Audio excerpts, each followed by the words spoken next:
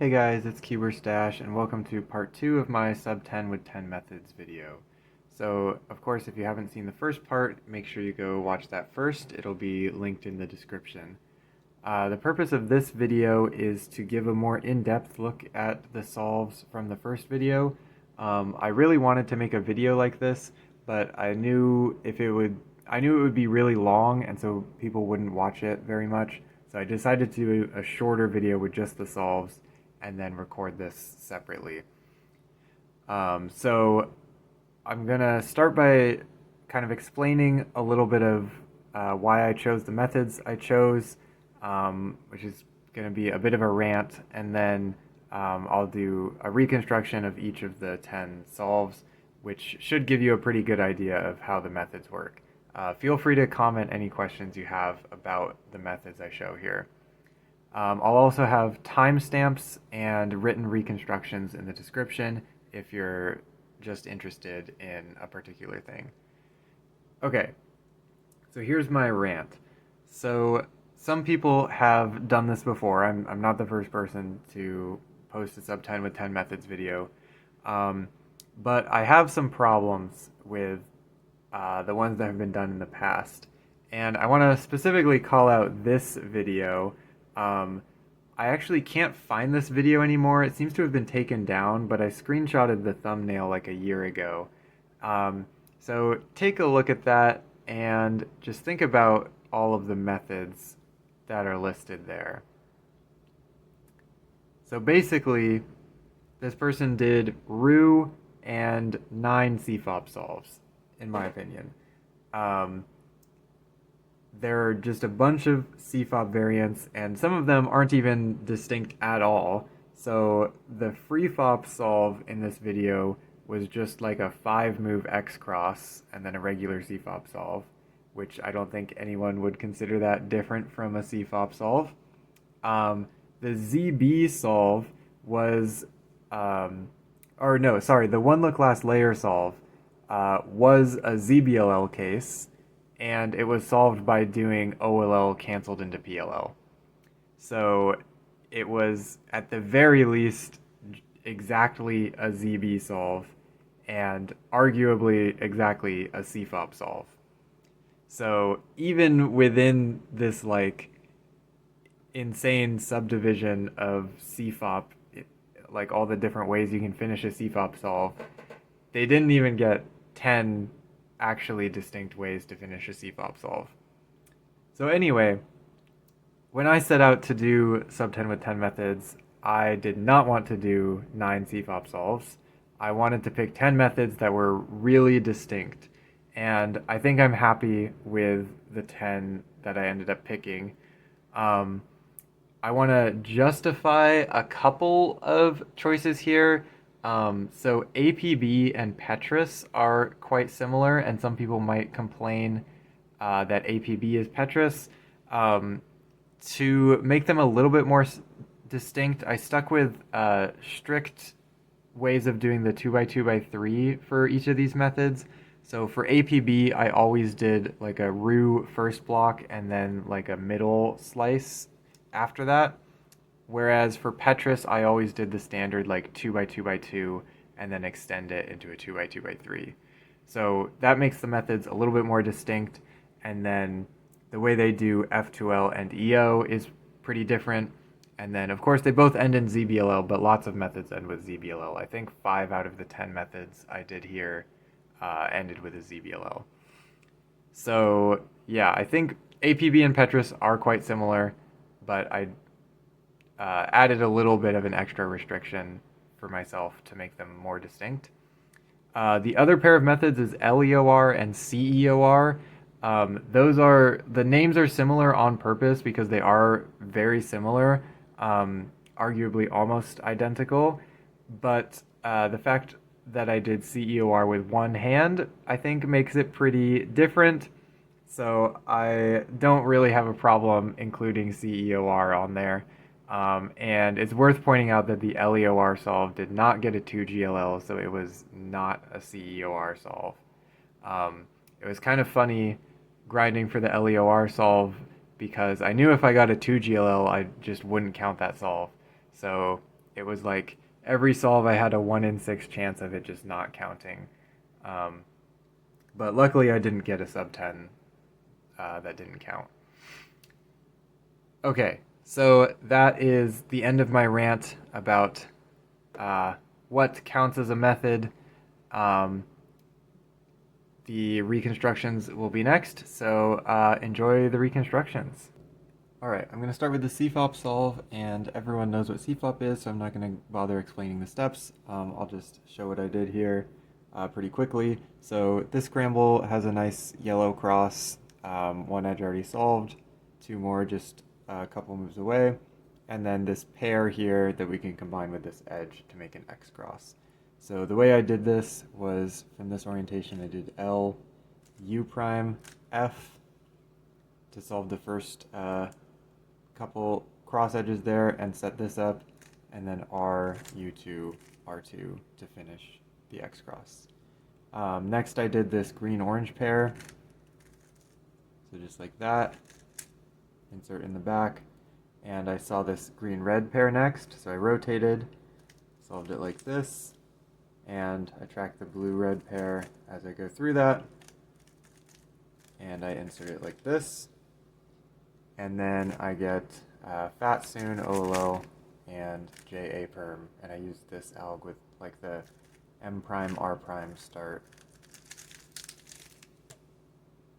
And there we go. Okay, here's the scramble for Meaha. As you noticed, this was an official solve. I actually mained this method for about a year, and I think I only competed once with it because it was like mostly during COVID. But yeah, I got an official sub-10 with this method, and that's the one I chose to put in the video. So here's the scramble. My start was actually pretty bad. So the first step for Meaha is to build like a Roux first block, but on the bottom. So kind of like these pieces. And so what I should have done was I should have seen like the white-orange edge, this corner and this edge, which you can do like R prime, D prime, U prime, R prime to make this square. And then that preserves this pair that's just in the scramble. So then you can do like a UL2 to make that block.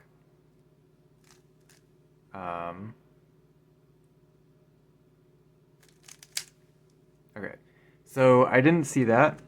Instead, I did it from this angle, and I just kind of did this edge and this pair, and then these two pieces just kind of where they ended up. So I started from this angle, and I did U prime, L prime, B2, and then pair these up like this, and then F2. Okay, the next step of the method is to solve 3 middle layer edges. And we have kind of freedom to move the U wide layer around and also the R layer because we haven't solved any pieces over here. So I already have this edge solved. I saw this one next. So I did something like this to put that in. And then this next one like that. So now I have these 3 edges, and now they don't necessarily have to be aligned with the block. They can be kind of offset. But I happen to get them to be aligned. And then from here, the next thing to do is solve the last middle layer edge and also orient all the edges. In this case, I got lucky and all the edges were already oriented, so I just had to place this edge with a quick 3 moves like that. Okay, this is now kind of the essential cube state for Meaha. You have the block on the bottom, the belt, and all the edges oriented. There's a lot of different ways you can finish the solve from here. What I did was I did the decal step next, which is solving these 2 corners. So I learned the full alg set for this at one point. This happens to be a really nice case. It's very fast and also very intuitive. So basically you just keyhole this corner and then you solve this corner. So if you do D prime, R, U prime, R prime, D to solve this corner, it sort of makes a pair with these pieces. And so then you just insert the pair with U2, RU prime, R prime. So that solves those two corners there. And now from here, there's two options of how you can finish the solve. Kind of the standard way is to do like a CLL kind of thing to solve the corners on the top. And then you'll be left with 5 edges. So the 4 edges on top plus this edge that hasn't been solved yet. And then that last step has like 16 algorithms, and they're like pretty good. This case happens to be a pretty bad COLL case, and so I chose the other route here, which is called JTLE, which orients the corners and solves this last edge down here, which will leave you with PLL. So this happens to be a bad COLL case and a good JTLE case. So it's faster on average to do JTLE for this situation. So the alg looks like this, and I'm left with an R perm. All right, here's the ZZ scramble. So for ZZ, I always do either white or yellow on the top and either green or blue in the front, just to make my EO recognition consistent. So if we look at the scramble, we see we have 4 bad edges, 1, 2, 3, and 4. So this is a very nice case because we can solve EO with just 2 moves. Doing a D prime to put all 4 bad edges on the front, and then we just do either an F or an F prime.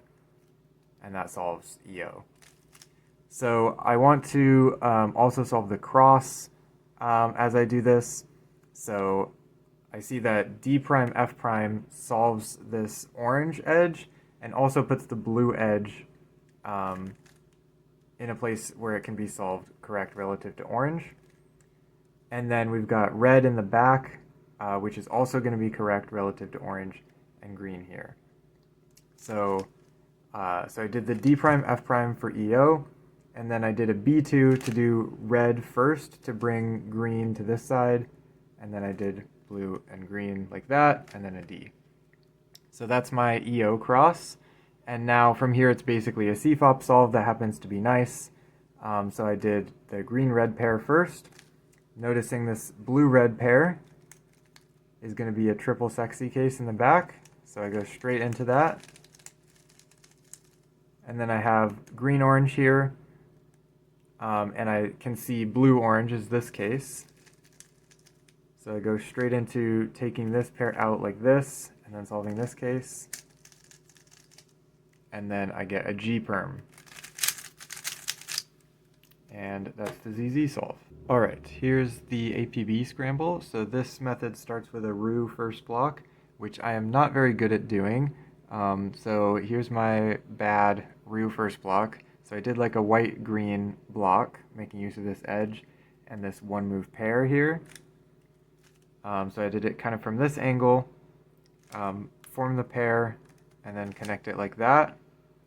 And then the rest of the block is these. So I did like an L wide prime, U prime R2, U2, F prime to solve that block, which I think is like not very good, but I'm just not very good at Roux first blocks. Next thing to do for this method is to solve these edges and also the centers, which happen to be in place already. So I placed this edge with just 3 moves like that, and then this one like that. So now I have a 2x2x3.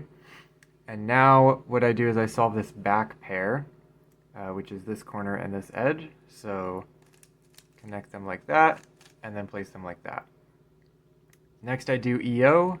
I have just 2 bad edges here, so I can do EO with just a hedge. And now this is where if I knew the full method, I would solve the remaining F2L with just 1 algorithm.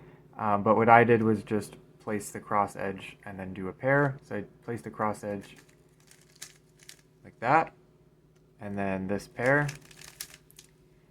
And then once again, if I really had my stuff down, I'd do this ZBLL, but I just did COLL, so that, and then a U perm. And that's APB. All right, here is the Petris scramble. So Petris starts with a 2x2x2 block. So for this scramble, I saw this pair, and so I decided to do a green, red, yellow block. So the two sort of cross edges can be solved relative to each other with just one move, and then that puts the pair here. So I did that move, did a D2 to place those in the right spot, and then to solve this pair, I just did R prime and then L, U2, L prime. So that's my 2x2x2. And then I extended it to a 2x2x3 by placing this edge with U2, R prime, F. And that gives me a free pair here to finish the 2x2x3. And this is the EO step next, which is really what kills Petris. I had a big pause for EO here, but I determined that there are two bad edges here, so I did just F sexy F prime to orient those. And then I have my last cross edge here, and I did this green and orange pair. So you can start with a U2 to get a free pair here. Just solve it like that. And then this pair. And then I got one of the best ZBLLs. And that is Petris. All right, here is the LEOR scramble. So this method also starts with a Roux first block. So I saw this pair, and the edge that goes with it is here. So I can make a square in 3 moves with U, L, D prime. And then the rest of the block is these two pieces. And I see that basically only the U is going to affect them. So I did U, L, D prime, and then to solve these, I did R, U prime, R prime, U, D2. And that gives me my Roux block. Next step is EO. So what I do is I first place a good edge into the back spot while also kind of fixing the centers. And that makes recognition easier just because I don't have to look at the back. So I did a U prime to make this a good edge, and then R wide to put it down there and kind of align the centers. And now I have 4 bad edges, so 1, 2, 3, and 4. And I want to line them up kind of here in these 4 spots. So I did U2, RU, R. And now that they're here, I can solve EO with R wide, U prime, R wide. And I want to put the white center on top here so that I can place the DF and DB edges, kind of attach them to the center. So the white blue is here and white green is here, so I did U2RU, and that kind of lines them up to do an RY2 and finish the middle part like that. Now this edge is already solved, so to finish F2L I just do 2 pairs. So there's this one, which cancels nicely into the next one. So for this pair I did another R prime and then U2R and solve it like that. And then I get a very nice ZBLL here. And that's LEOR. Alright, here is the Roux scramble. This method was one of the more annoying ones to grind for because I actually got 2 sub-10s before the one in the video, but my camera died for both of those, so I ended up having to get 3 sub-10s in order to actually get one in the video. And this is the one in the video where at the end I say something like that was fast, and that's because it was like my 3rd solve of the session or something like that. But overall, Roux took me quite a few solves to do. This was, took me like 150, maybe 200 solves. And I already had a 10-second solve with Roux from years ago. So anyway, we of course start with a Roux first block. This was a terrible first block. This is like my worst first block from all of these methods. I'm really not good at making these first blocks. But I did yellow-blue. So I started with like this pair and then the other pairs here. So I did R2U, R2 to make this pair, and then I placed it with U2B, and then I just solved this pair. So that's like a really terrible first block, but whatever. Then I did this edge on the side over here, because I'm trying to make another block on this side. And then I did this back pair, and then this front pair. And that's first two blocks. And then solving the corners next. This is just a double soon case for CMLL. So now that the corners are solved, we're up to LSE, so just solving the last 6 edges. And this is done with only M and U moves, which is sort of the classic feature of Roux, is the solves end with a lot of M and U moves. So I look at edge orientation first, so I have a bad edge in the front here, and then 3 bad edges on top. So I do U prime, or U2, M prime, U prime, M to solve the EO. The next thing is to solve the left and right edges, so in this case the blue and green. The green edges here and the blue edges here. So this sort of opposite pattern here is something I recognize. I can do U2, M prime, U2, M to place those green and blue edges. And then this leaves us with just the M slice, which can be solved in just a few more moves like that. So that's Roux. All right, here's the Nautilus scramble. So Nautilus is sort of Roux based, but with a more standard like ZBLL finish. So this was finally a good first block. So I did the yellow-blue block because there's this pair. And so this pair can be solved with 2 moves with R prime B2. And the R prime connects this pair as well. So then I can finish the first block with just 2 more moves, RY prime F.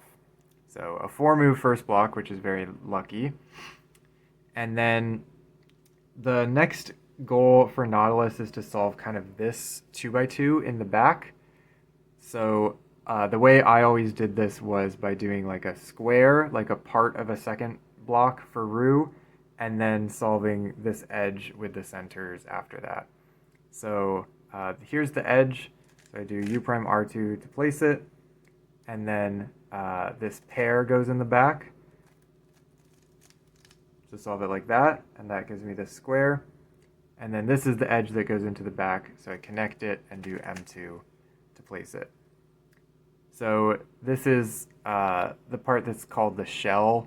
I guess the pieces that are solved are sort of shaped like a Nautilus shell. I don't really see it, to be honest, but anyway, this is sort of the standard Nautilus state. And there's a lot of things that you can do to finish from here.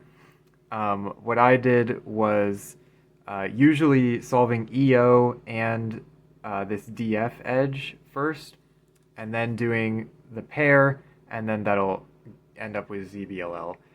In this case, I did it a little bit out of order.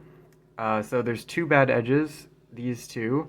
So I can do U and then a hedge to orient these. And I saw this pair, of course, and I saw that doing the hedge would preserve the pair. So I went ahead and just inserted the pair and then did like an R prime, M prime to solve that edge. So kind of combining the EO with solving the block there. And then I got this ZBLL, which is not very good, but I do know it at least. And the rest of the solve was lucky enough that this still worked out, even with my like really bad execution of this. Yeah. All right, so that's Nautilus. All right, we've gotten to the final 2 methods, the big flashy ones. So this is 3 style, and I solved this blindfolded. So I'm not going to go into detail about how blindfolded solving works. I'm just going to kind of explain what I did, assuming you know how 3 style works. But there's a little bit of interesting stuff that happened with this scramble. The other thing is that I scrambled in my solving orientation, so I solve with blue top, red front. So if you want to follow along, you can scramble in whatever your solving orientation is. Okay, so I trace corners first, starting from UFR. We have here, here, and then this, and then we're back to the buffer. But then all three of these corners are solved, and we're left with just a twist. So we'll I'll show what happens when we get to this part of the execution, but there's a special thing we can do with this case. Um, and then we have parity. We had just the single target at the end. Um, so we're going to have to solve UF and UR to be swapped.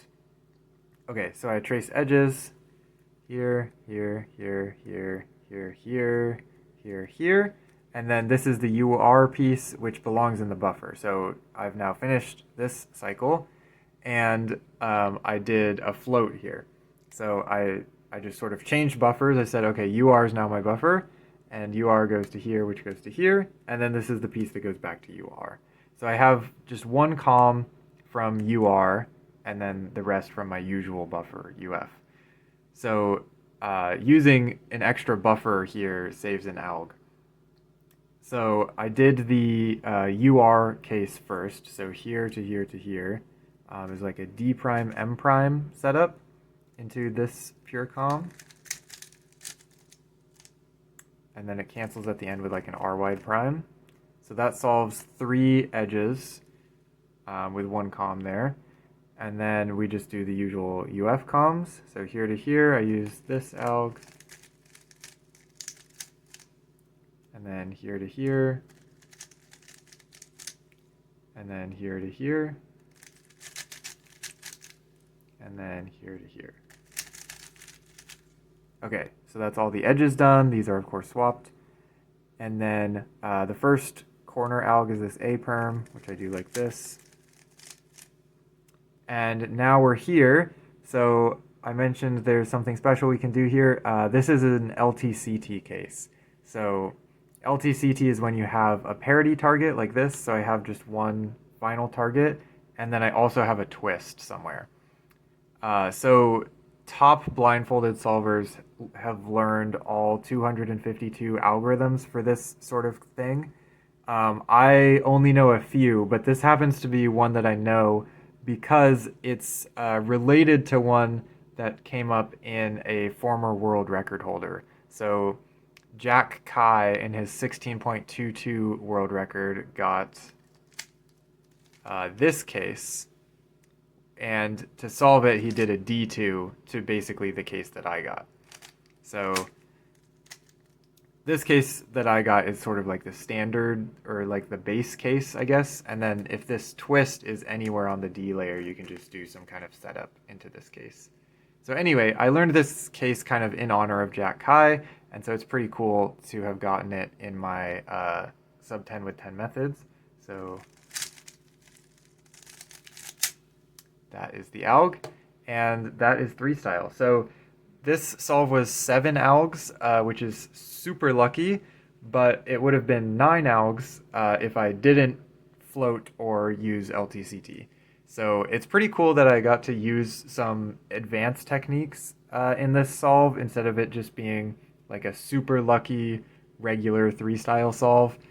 It was still a super lucky scramble, but I sort of had to have some advanced techniques to take full advantage of it, which I think is pretty cool that I got to show those off. All right, now we're up to the final method, CEOR. This was by far the hardest one to get because I sort of made it harder on myself on purpose by doing it with one hand, but I think it was well worth the effort in the end to get a very impressive sub-10 one-handed solve. Okay, so what I look for in this method is solving 2 corners, and for recognition reasons, I do corners that have either white or yellow and either red or orange on them. So basically, the same as ZZ, my orientation ultimately is going to be either white or yellow on front or on top, and either green or blue in front to keep EO consistent. So in this case, I have these 2 corners already connected, which is nice. So this is sort of my starting position. I'm going to put these in the bottom left. And now I'm not going to go through all of the tracing because it's super complicated. but basically I figured out that I needed to do a few moves to affect the positions of the corners in order to get a 2-gen finish at the end. So the main point of this method is 2-gen reduction. So at the end of the solve, it's just R and U moves. So to do that, I have to do R, F, R, F prime.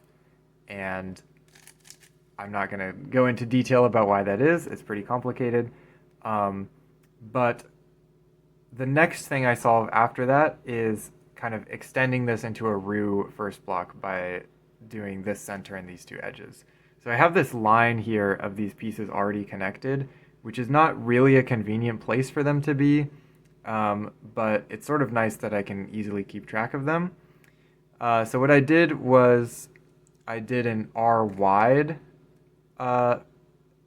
first instead of just a regular R in order to kind of put this line on the back where it would be preserved. And then I did the FR F prime. So if I do a regular R at the beginning, it kind of breaks this up, which is fine. This is probably even better than not breaking it up, to be honest. But I decided to do an R wide to kind of keep this line together. And now I want to solve this edge to kind of finish the line here, which is right here. So I did R S2 to solve that line. S moves, or S prime moves specifically, are surprisingly easy to do with one hand. You just kind of have to pinch the cube tightly enough to avoid doing F wide moves. But S prime moves are actually pretty nice to do one-handed. Okay, so I got my line pieces on the back. And so what I did was I did a U wide to move these over here, and then R wide to U prime to kind of rebuild the line on the right side here, so that I can then do R prime U wide 2 to connect it to my first line there. Okay, now similar to LEOR, I want to do EO now. So I want to put a good edge in the back spot here. And it's nice if I also have a bad edge in the DF spot here. So what I did is I looked at the edges on the top, and I have 3 good and 1 bad. So I did a U and then R wide 2, and the R wide 2 puts the good one in the back and the bad one in the front. So R wide 2 like that. And now I look for the rest of the bad edges, which are these 3 right here. The rest of the edges are good. And I put them into the same configuration as the LEOR solve. So U, R prime, and they're here. And now I can solve EO by doing R wide, U prime, R wide. Okay, now I want to solve the kind of 2 cross edges here after this. So I think I saw this blue-white one at this point. So I knew it was here. And then I was also looking at this white-green one. So I can do U to line this up, and then R wide, U2, R wide. We'll solve it from here. So R wide, U2 to put the blue one in, and then R wide. And this is where the solve really shines. So I got this block here for F2L, and then this pair, which is a pretty bad pair, but the free block definitely makes up for it. So I did R, U prime, R to put this pair in the top, and then when I solve this pair, I get a last layer skip. So the odds of a last layer skip are much higher than usual with this method because we're forcing the corners to be permuted, because we're forcing a 2-gen finish, and then I've also solved edge orientation already as well. So the odds of getting a last layer skip are 1 in 324, which is way, way more likely than with CFOP. So that is what it took to get a sub-10 one-handed solve and sub-10 with 10 methods. Thanks for watching, and I'll see you guys next time.